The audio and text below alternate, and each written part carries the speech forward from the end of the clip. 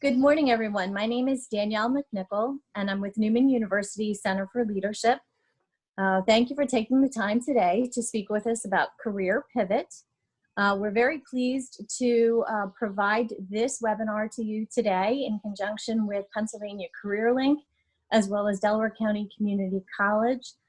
We're very pleased and thankful for the partnership that we have had for this webinar series in 2020 for job and career benefit to those in the community.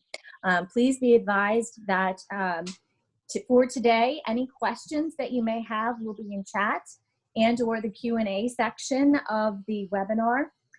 You'll be able to locate that right along the top portion of your bar. If you click on there, you can ask us any kind of questions that you may want to have.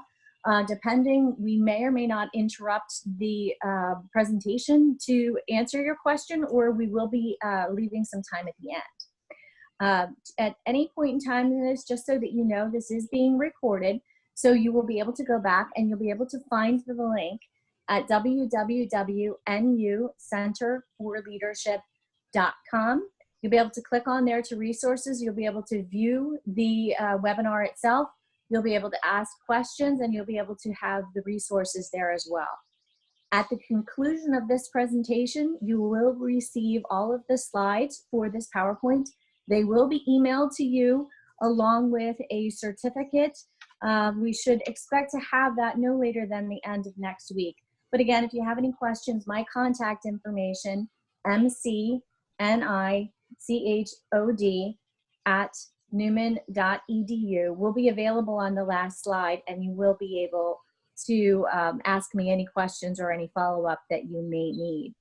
And finally, we do again want to thank our folks at Career Link, specifically Donna Tutak and Denise Hibshman, who will be providing this Career Pivot outreach to us. She's a specialist at Workforce Entry Center at the Delaware County Community College. Denise, if you'd like to take it from there. Hey, thank you. Thank you so much for having me. I normally, of course, do this presentation in person, so this is my first time doing a webinar, so might be a little hiccups here and there, so please forgive me for that. We'll go ahead and get started. Okay, so what is a career pivot? So this is a quote that I've borrowed from Jenny Blake. She wrote a book called Pivot. The only move that matters is your next one. So pivoting is an intentional, methodical process for nimbly navigating career changes. So I highlighted intentional and methodical there just to let you know that for the most part, this is a timely process. People don't typically rebrand themselves overnight. There's a lot of thought and a lot of work that has to go into a pivot typically. So just to let you know, to be patient with yourself while you're putting all of this together. And you could be anywhere on the spectrum of a career pivot. You could be exploring, just starting to think about and explore different options, or you may be a little further into it where you've really already started to get going with it and you're wondering how to move forward. So hopefully people anywhere on that spectrum will get value out of this presentation. But it does take time, and you might also be someone who is considering a pivot because of the pandemic, maybe because of your job situation, or maybe you were thinking about pivoting before all this happened. So wherever you are, in this situation, hopefully you'll get some value out of this. So believe it or not, the average person will change careers 5 to 7 times during their working life, according to career change statistics.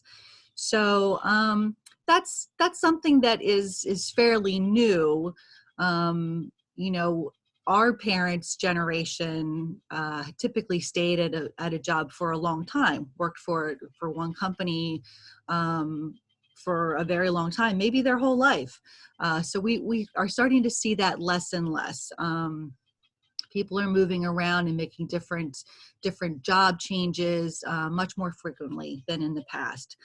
But all that being said, sometimes employers are a little slow to adapt, and they might not always recognize the value of having someone who has maybe a broader experience and a non-traditional path than the person maybe who has held those types of positions before, and it's more of a straight line for them. So, and that's why I say that you must connect the dots for the employer. You have to sell yourself. You have to make it obvious why you are a good fit for whatever position it is that you are, attempting to obtain, regardless of the fact that you might have never held that title before, or you never worked in that industry before. So you really have to connect the dots for the employer. And just one example of this is a couple years ago in the Workforce Entry Center, we had some open positions, and we did, I was on the search committee. We did review all the resumes, everyone who applied, and I'm sure that there were some folks that we did not move to the interview status because their resumes did not show us how they were qualified for our particular position. So we were looking for career counselors. So we were looking for people who were counselors indefinitely, but also who could either transition to working in that specific career topic, or who already had experience working with people with careers. And we got a lot of resumes from mental health professionals, from school professionals, and they did not help to connect the dots for us about why they thought that they would be a good fit for that position. So again, you just need to connect the dots for the employer. So today's objectives, we are going to review a bit about career exploration resources that might be out there, or that are out there, I should say, if you are one of those folks who are still kind of looking around, still trying to kind of figure out the plan. Then we'll also be looking at some resume revisions that you might want to make, some LinkedIn profile change you might want to make based on all of your new brand. You're rebranding yourself. We'll also discuss the importance of networking, and then how that might lead to some informational interviewing and how those things can help you land that next position. So these things that we're talking about specifically are through the lens of career change. So we're not going to go into great detail, in other words, about how to write or rewrite your resume, or go into great detail about how to create a LinkedIn profile and all of the ins and outs of all of those things. We're just going to be, touching on the career pivot aspect of these things. And I also want to mention that in terms of career exploration, we're going to talk a little bit about that, but the bulk of the webinar really focuses on how to make that transition, not necessarily how to explore your options. So we'll start with the career exploration, and there are some sites, some websites that you can use. All of the websites that I've listed here are all free. They're all actually government websites, so you can use them as much as you want. You will never be charged to use them. So the first one I want to mention is the pacareerlink.pa.gov website. There is something you can access on there called TORQ, T-O-R-Q. So you would go to the PA CareerLink website, you would click on the Learn About Online Services tile. That would take you to another page, and you would click on the Skill Assessment tile. There's a soccer ball icon there. And then finally, that would take you to the Torque software, which is, it will be titled Assess Your Transferable Skills. And the Torque software, you will input some information about yourself, your education, and your experience. And then the Torque software will make suggestions for you about positions, jobs that you could transfer to, that your skills would transfer to. And it will also provide a skills gap analysis, and will show you if you wanted to transition into something new, would there be any additional education that you might need? Or maybe not. Maybe you could transition without that additional education, but it will help to provide that information. It also will point you in the direction of where to get that education. And then finally, there's, because it is part of the PA CareerLinks site, it will link into live job postings that may be available that you might want to consider. And it provides a whole, you can create a dashboard for yourself. You can click on the positions that you're interested in. You can apply right from there. So it's a nice resource for sure. My Skills, My Future .org is a site that you can go to, and you can just put in your current title or a job you've had, and then it will take that information and bring you to another screen. Another screen will come up, and that screen will provide you with numerous other types of jobs that you may be qualified to do. And you can click on each of those jobs and get access to all kinds of information about that position. How much education is necessary, is the salary, equivalent or close to what you typically would be making your current job. The skills are, is there a need for maybe a little bit more education, or are your skills, very closely aligned? So that has a lot of use as well. And then there's careeronestop.org, which provides a number of assessments in your interests and your skills and your values. And then they also have something called a skills matcher. So that's another great resource for people who are really just starting to think about, like, what can I do? What else could I do? Where could my skills transfer? What makes sense for me to do? So I wanted to mention those sites for sure. And I'm sure there are others out there. Those are the ones that I have for you today.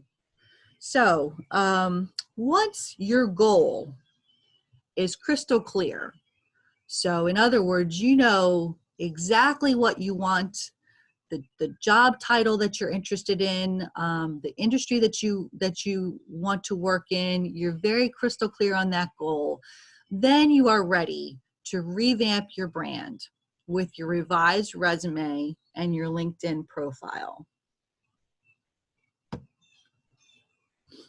So we're going to start with the resume, and I've listed a few tips here for you. So you're going to revise your resume throughout with your new focus, which is your new career goal. So all your skills, achievements, and highlights should be underscoring your qualification for this new position. So you really want everything to point in that one direction as much as you possibly can. So, that's going to mean that you may need to go through your resume very carefully, look at your experiences, and really pull out, how does, my experience at company Y and my job title at company Y help me to transition to this job title and this possible company or industry at company Z. You really need to be very, very careful and thoughtful about how to pull those out. And in some cases, you you may not be able to, you may need to cut things off of your resume is what I'm trying to say. Things might become somewhat irrelevant to the new position. So you might want to use a combination format as opposed to a chronological format, because the combination format will emphasize your skills over just your work history. So it really, puts all of your skills and your abilities front and center. And that's what's going to get the attention, not necessarily where you worked or what you did what your job titles were. And I do have some examples that I'm going to show you after we go through some of these tips. You should also be replacing your objective with a summary section. So depending on, when the last time you had to write a resume, maybe you've been fortunate enough to not have to have had a new resume written in years. And if that's the case, if you have not had to write a resume in a long time, you're going to want to, educate yourself on what are the updated resume formats and techniques that are expected today, because things have changed a lot. So especially with the advent of the applicant tracking software, which we'll talk about that too. But things have changed a lot. So, and this summary section is really just the tip of the iceberg in some respects. So please, research how to write current resumes for sure. So a resume summary is a short paragraph at the top of a resume. This is just a general idea. Experienced job seekers can use it to present their professional highlights and key achievements. The resume summary statement gives hiring managers a snapshot of the candidate's skills and expertise, and it usually consists of maybe 3 to 5 hard-hitting sentences. And again, I'm going to show you some examples. So the summary should be filled with what are called keywords and phrases, and this is referring to typically to the ATS, because a lot of resumes, before they get to the hiring manager or person, they're going to be scanned through a computer, and the computer is going to be looking for certain keywords and phrases that show that the person is qualified.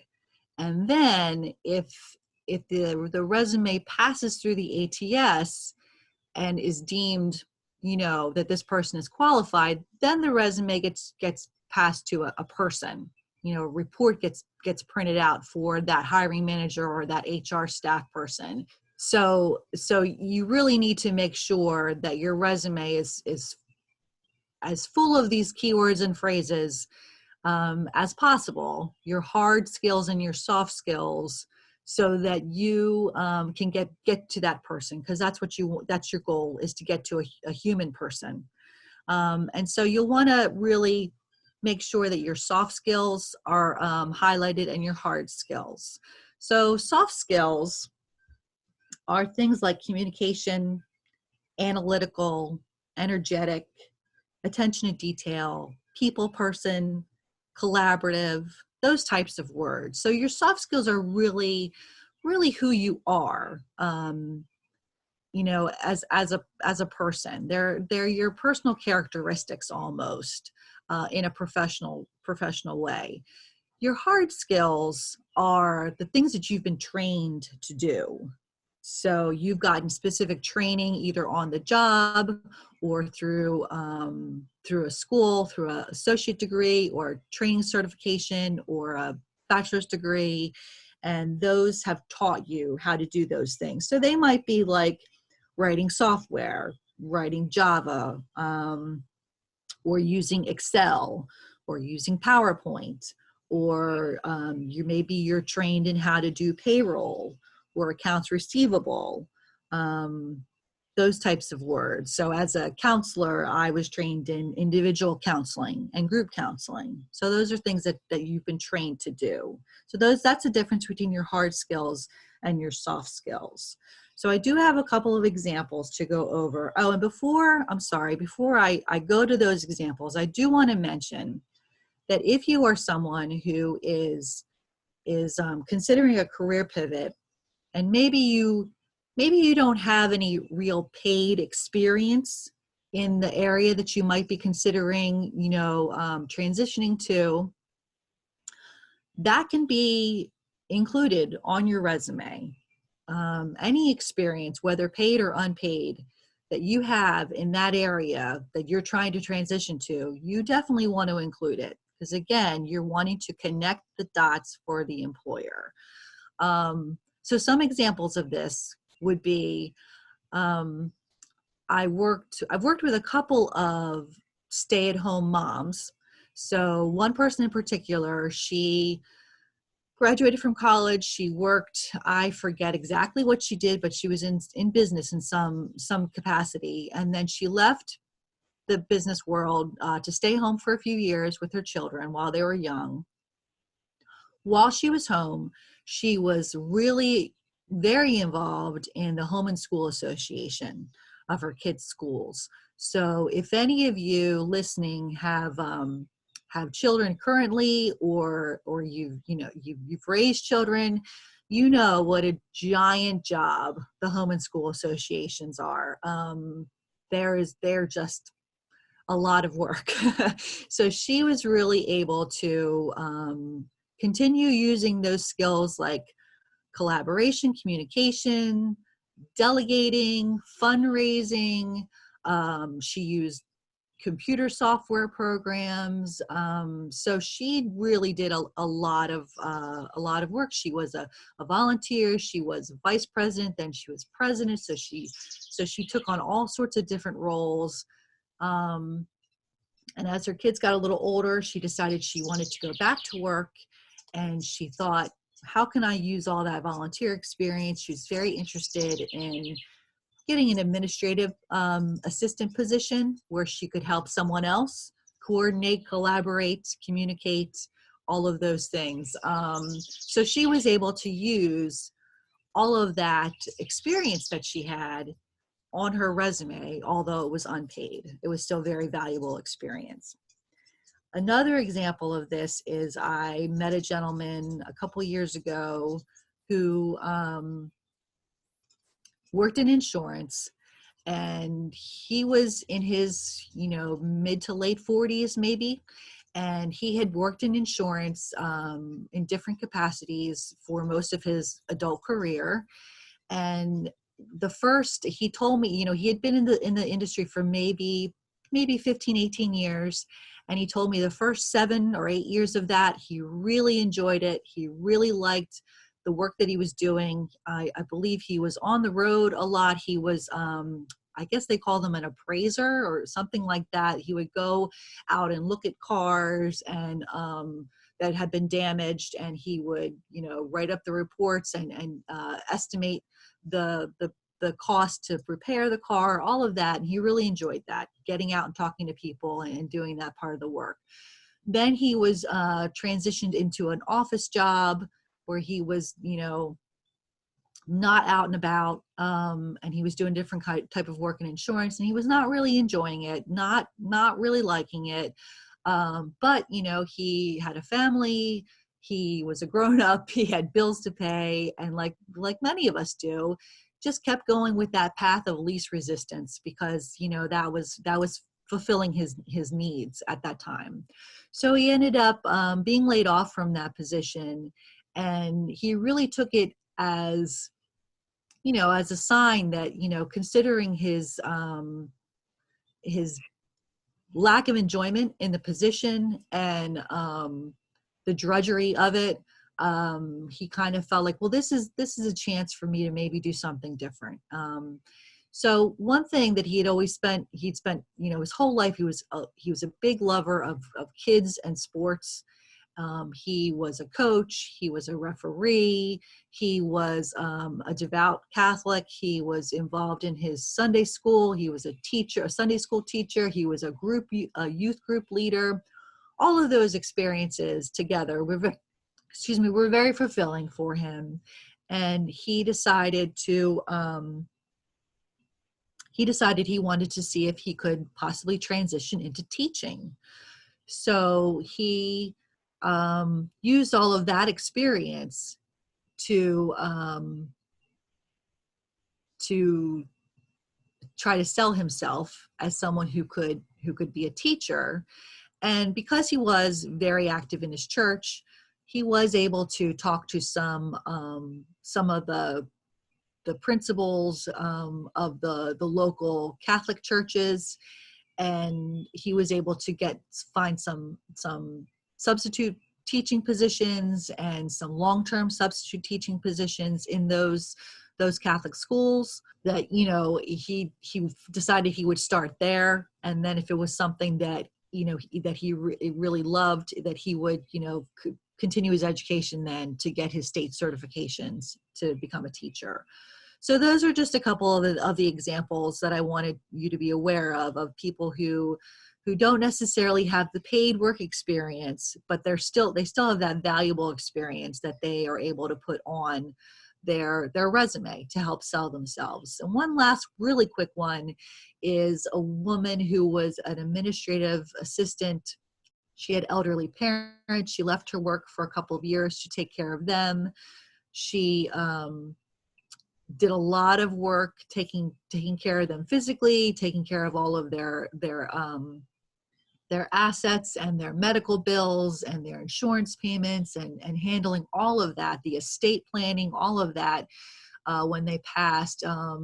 So she decided that experience made her want to transition to something in the medical field in terms of a medical assistant or a medical administrative assistant. So she did go back to school, got a little bit more education in a medical assistant training program, and was able to transition to that type of work.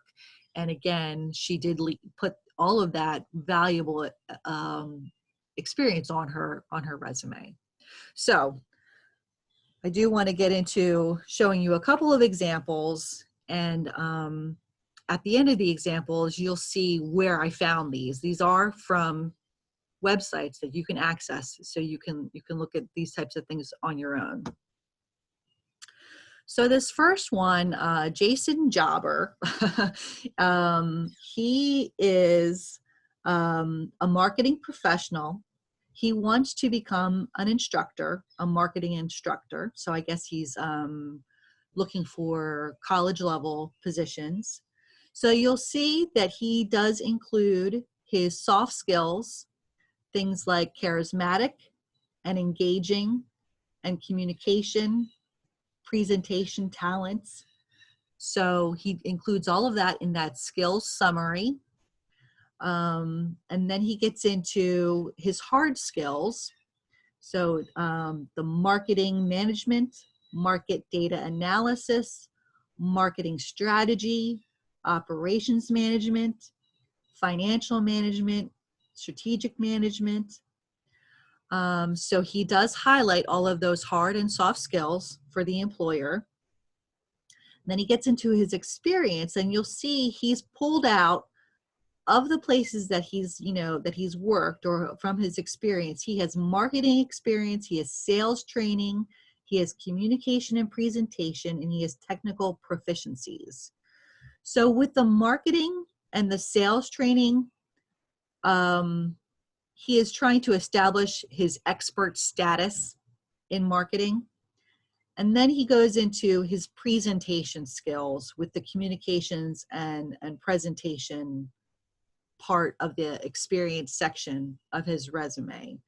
So it's kind of twofold. He's showing the employer that he has that expert status, that expertise, and he has the ability to communicate that and teach it effectively. So he's connecting the dots for the employer. And then you'll see his work history is he's just told you about where he worked. He did not really go into any details of that because he feels he covered it all in the experience section. And you can't see it here, but then the next part under the work history is his education, and he lists his master's degree and then his bachelor's degree. So that's one way of doing this, of rebranding yourself, revising your resume, and rebranding it for this new career target. Here's another example I have for you, and Kelly she is also marketing, which I actually just I didn't really realize I picked two marketing resumes until I was going through everything last night. But anyway, so she has a marketing background, but she's selling herself now as a software engineer. So that's where she has set her sights. So again, you see she's included her soft skills a little bit. She describes herself as energetic in her opening summary at the top. And then she fills it with a lot of hard skills and keywords, so Java and C++. She has created 4 working web apps and 4 mobile apps. She's debugged 15 web apps and contributed to 8 GitHub projects. And she's written code for 25 plus client projects. So there's no mention at all of marketing in that summary. So that's important to note. She's really projecting, I am a software engineer. I have all the skills and abilities to be a software engineer. Then she goes into her skills summary, and you see they're all her technical skills in Java, C++, and debugging. She does talk a little bit about her experience in terms of being a senior marketing specialist or a marketing specialist. But in each case, she's highlighting her software development and achievements. She's not highlighting any marketing expertise or achievements. She's really focused on the software. And she does the same then for, you see, in her education. She tells you how she excelled in software engineering coursework, and she worked as a computer science teacher's assistant for 3 semesters. The conferences that she mentions, the professional development that she mentions, are all about software. And then in her additional activities, even, she again mentions some of the software development. And you'll see on the side there, she notes all of her skills, and then she's got all those hard skills: coding, debugging, the languages, Java, C++, PHP, and so on. But then she also has those soft skills listed there: leadership, teamwork, problem solving, critical thinking, creativity. And so I think this is a really good example of someone who has completely rebranded themselves from marketing to software engineering. And we can also guess that there are probably many things that she left off this resume that were purely marketing related, and that now she would consider them irrelevant to this new career goal. So I assume Kelly had to be very thoughtful about what to leave off, what was irrelevant now with this new goal. So I do want to just let you know that the first example that I used, I found that on the balancecareers.com, and the second example I used, the software engineer one, was from resumelab.com. And also, when the libraries reopen, there are, sections of your library that are devoted to resumes and cover letters and job hunting tools and all of that. So that's another resource if you like to get in there with actual books. And of course, Career Links will eventually reopen, and that will be another resource to you as you want to find ways to rewrite your resume. Okay, so giving you some examples, but I don't want to pretend that this is easy. So the resume, how to get started. This is a big job. Rewriting a resume is a big job, and here's some tips about how to get started. Using Own It Online, you can research your target career. So Own It Online is another government website. So it's free to use. There are many, many resources available on it, and you'll never be charged to use it. You can use it as much as you want. But you can use Own It Online to research jobs that you may be interested in. You can learn a lot about individual professions. They really do a very, very, very detailed account or summary of every profession that they have on there, and they have probably thousands of careers on that site. So they do a very detailed summary of each position, of skills, abilities, knowledge that are needed to be successful in those types of careers, the education that is needed, what the job outlook is, how in demand is that career going to be, what are the wages for that career. So very, very detailed. And what I like to tell people to do is to start a Word document, to open up the Own It Online, create a Word document at the same time, and then just cut and paste as you go through the summary. Cut and paste all the things that you think you are qualified, that apply to you, that are relevant to you, things that you can do. And then you'll hopefully, by the time you go through the summary, you've done all that cutting and pasting, you'll have a nice robust Word document that has a lot of information that you can use to build your resume. You'll also want to analyze your job postings for hard and soft skills, for those keywords and phrases. I like to print out the job posting that I'm interested in, take 2 different color highlighters, use one color and go through the document and highlight all the hard skills with the one color and highlight all the soft skills with the other color, so that I can see it. It kind of, I'm a very visual person, so it kind of, jumps out at me. These are the things I need to make sure I'm covering on my resume to catch the attention, to get past the ATS and to catch the attention of the human resources person. There's a couple of websites that you can use. One is called jobscan.co. So this website is free at first, but then it does become a pay system. But you can use it for free at first. I believe, I've not looked at this lately, but I believe you can use it for get 5 uses out of it per month for maybe 4 months, and something like that. So this website allows you to upload your resume and copy and paste a job posting so that they can be compared, the resume to the job posting, and then it in a very detailed way highlights any deficiencies your resume might have compared to that job posting. So it really shows you where you're lacking, so to help you rewrite your resume more effectively. WordArt.com is free.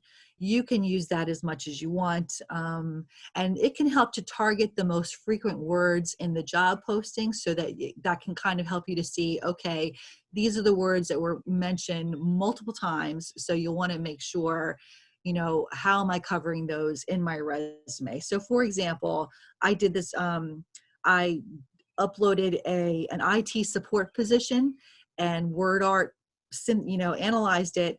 And these are the words that came up most frequently were office equipment, medical, client, issues, managed, procedures. So that's just an example. It will help you to analyze all those words that are said most frequently in the job posting to help you target those on your resume. You'll want to update your LinkedIn profile once you're able to have everything, I say to do the resume first, get that all squared away, and then you're ready to update your LinkedIn profile. It doesn't really matter though what order you feel comfortable doing it in. You'll want to write a new headline with your goal career titles, including your target industry, and if possible, if you have a unique value, maybe an award you've won or career accomplishment, you can do all that right there in that headline. You can write a new summary that is keyword rich in that new targeted area, so that you'll be more visible to recruiters, so that recruiters will find you more easily and can reach out to you with opportunities. You can also go to your settings and the privacy in your account and set your job seeker preferences so that interested parties can see that you are looking for work. It's recommended that you not put, in your headline, currently seeking opportunities or something like that, because that's really, that's not really gaining you anything. You have a limited amount of room, a limited number of characters to use in your headline. So you want to make sure you're putting the career goal, the target industry, those things that are very relevant to helping you with your search. And then while you're on LinkedIn, you'll want to connect with as many, folks as you feel comfortable with, people who are, maybe working in the areas that you're interested in working in. You'll want to make sure that you're personalizing all of those requests to join their network.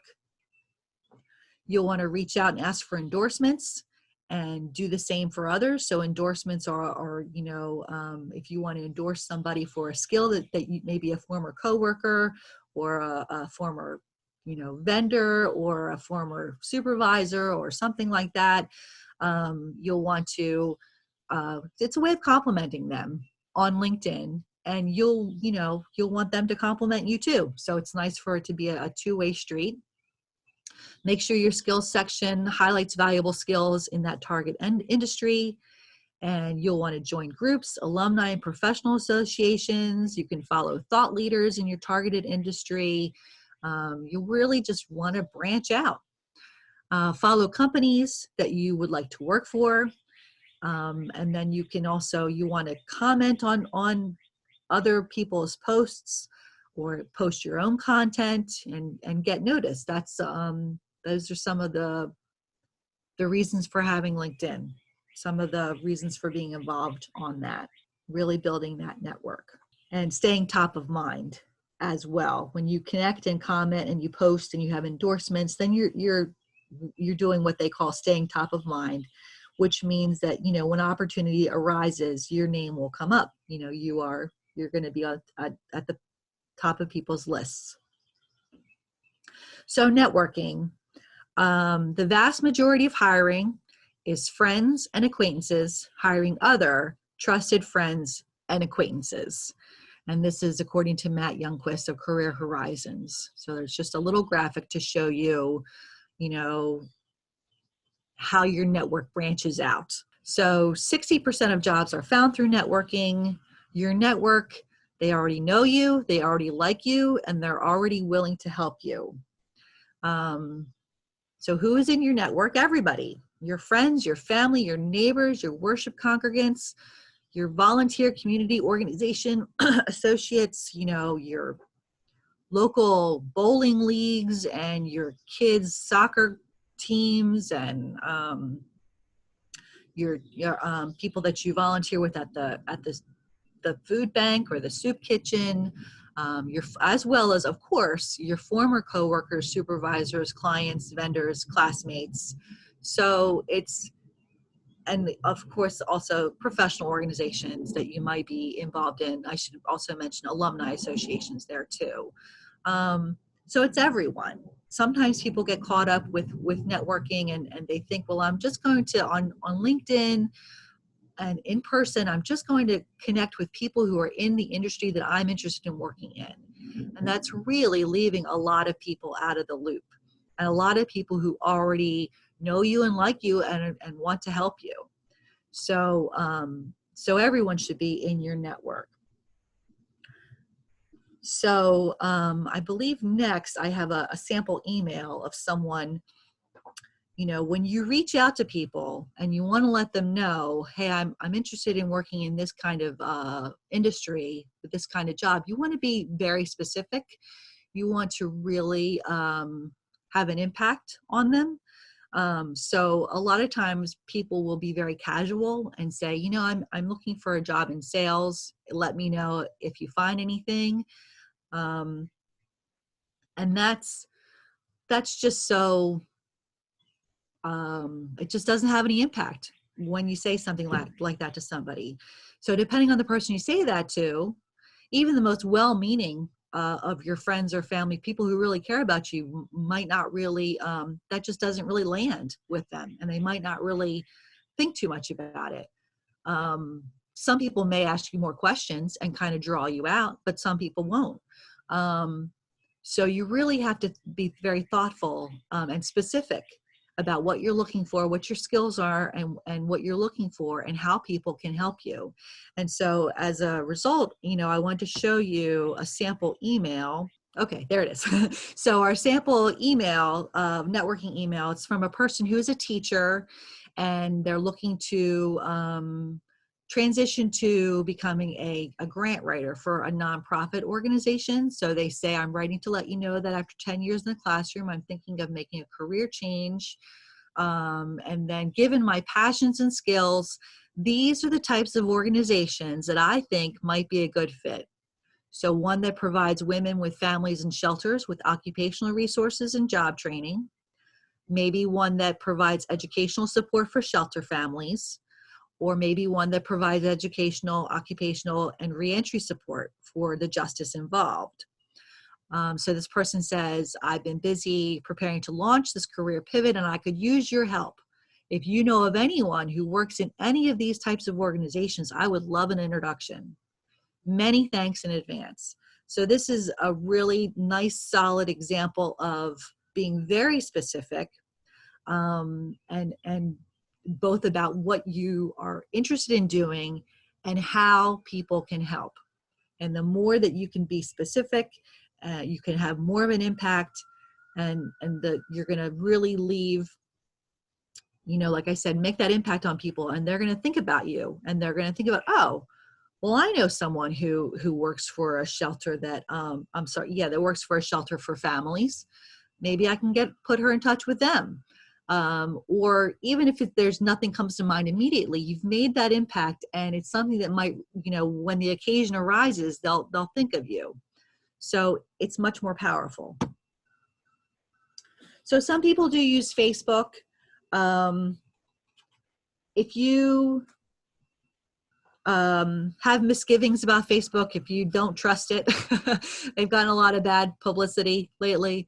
I'm not here to convince you to use it. But I would say if you are already using Facebook, there are opportunities for career networking on Facebook as well. Of course, it's a good place to reconnect with old friends. You know, it is free, completely free. LinkedIn is free depending on your usage. You know, you may find with LinkedIn that you might want to buy a subscription. You can use Facebook to search for industry-specific groups, or career advice forums.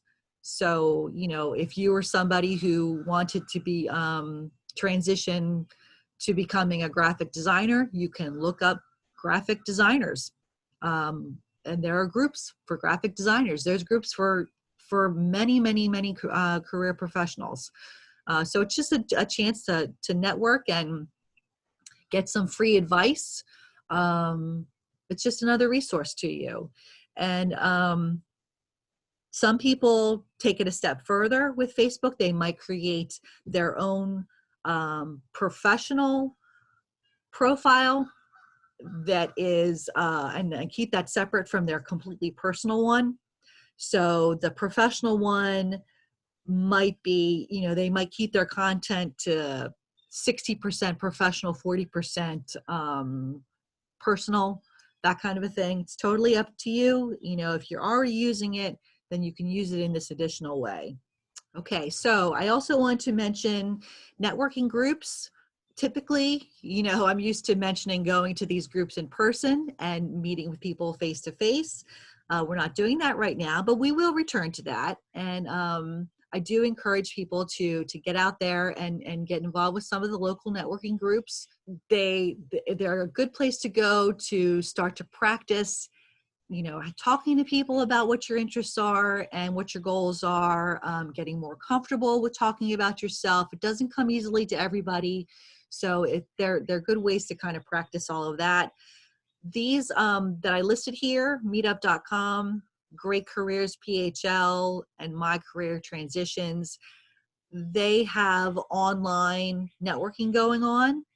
So on meetup.com, you can look up, again, career specific.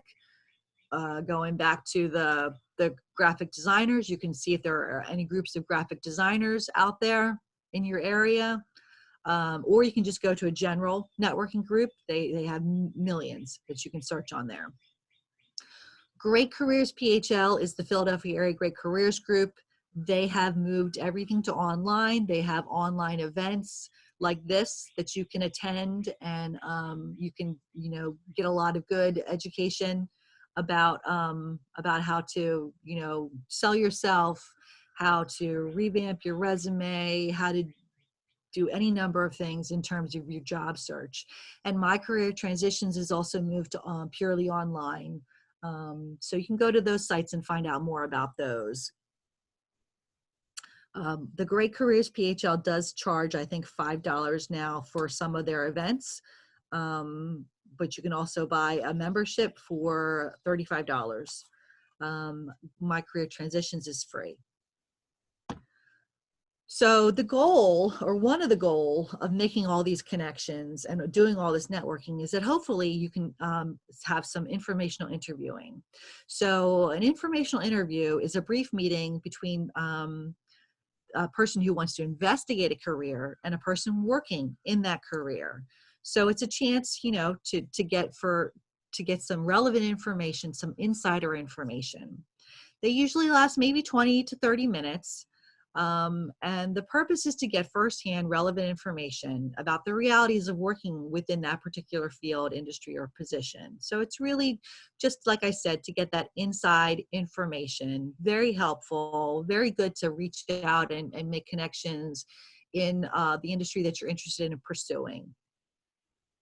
There are some do's and don'ts about informational interviewing. So you do want to be prepared with good open-ended questions. So you do really want to do your homework and be prepared about how you're going to structure this talk with this person. What are the important questions that you want to cover? You want to be very mindful of their time and make good use of it. You do want to dress professionally if you're meeting in person, or even if you're meeting on Zoom. You do want to dress professionally, behave professionally. Be considerate of their time frame. If you're talking to them on the phone or what have you, and they say, well, I do have about 15 minutes now before, I have to do such and such. Be considerate of what they're giving you and be thankful for it. Be punctual if you can, a few minutes early. I should say always be punctual, but if you can, even a few minutes early. And then you could also ask for names of others that they would be willing to refer you to, other people that, are there other people I could talk to? Is there anyone you could suggest that I talk to about this or that? And I didn't mention, I can't believe I forgot to mention it here, but be thankful. Thank them for their time and for their, their efforts. They're really doing you a big favor. The don'ts of informational interviewing would be, don't ask for a job. This is not about getting a job. Ultimately, eventually, yes, but that individual person, you are just meeting with them to get that good insider information. And you're going to put them at great ease if you tell them right from the start, I'm not contacting you about a job. I just would like your advice. People, like to talk about their career. They're often, very happy to share advice and insights. And if you take that pressure off them of the expectation of a job, it's going to pay off for both of you. Don't complain about your job search. If you're having an issue, you want to say it, couch it in that way, and that frame it in, something I'm struggling with, or I find this a challenge. What do you think I should do about this? Or what would you do if you were me? But don't use get slogged down with the negativity. Really, you should really be projecting positivity and excitement, eagerness about this new career goal. But if you're having a struggle, that's okay to mention it in that way. Don't be pushy. Don't ask for more than they're willing to offer. Don't ask for a resume review. If you have rewritten your resume, for this new goal, certainly professionals at the Career Links can help you with that for free. We're very happy to do that. But asking someone to take your resume and go over it, that's a big ask. So one thing you could say, like, well, I really want to know, if you were me, what is one thing that I really should make sure is on my resume? That's okay. That's very doable. That's very manageable, but not a whole, here, take my resume and go over it with me and tell me what you think I should change. And also, don't give them your resume unless they ask for it. So that's just another thing. They might feel that if you push the resume on them, they might feel that you're expecting more from them than just the interview, the information. So that's it. My final thoughts are, I hope that you're excited about this new endeavor, this new challenge, this new goal. Please be patient. Lightning strikes sometimes. That can happen, but for the most part, most people really have to be very patient. Rebranding themselves takes time and work, and being methodical, being intentional and methodical on taking it step by step. And I've listed here, my name is Denise Hibshman, and that's my work email address, and the phone number you see there is for the Workforce Entry Center at the Delaware County Community College. And that's everything. Thank you so much for coming today. Denise, thank you so very much for all those fantastic resources that you have provided to us today. There are a lot of links. There's a lot of information there. Again, folks, if you have any questions, feel free to utilize the resources that we've provided, the links, the emails. Everyone is happy to get back to you. Again, today's event, the Career Pivot, all of the slides will be provided to you, as well as a certificate of attendance sometime either later this week or by the end of beginning of next week. And the slides will be available and posted on www.nucenterforleadership.com today, and will be emailed to you. Coming up this Friday, May 8th, from 10 to 11, will be Communications, Attracting News Coverage Amid COVID-19. And the Communications, Attracting News Coverage piece will be really directed to not-for-profit small businesses and individuals that are looking to be noticed in the press or even on social media at that time. So that's really the focus on that. And we're very excited about that event as well. And then I'd also like to mention for everyone, I know it's a challenging time for everyone. There are resources available. Hopefully, if you need any assistance, from resources to your home because you've not been able to leave, as well as any relaxation or stress that may be helpful for you to take a look at that as well on our website. That's also located on openindelco.com. Finally, today is Giving Tuesday. And normally Neumann University Center for Leadership on Giving Tuesday does a wardrobe for work open house for members of the community. We of course cannot do that today with our social distancing, but I would ask that whether you can write a note to frontline responders, to notes to nursing home facility members, and also to residents of the nursing facilities.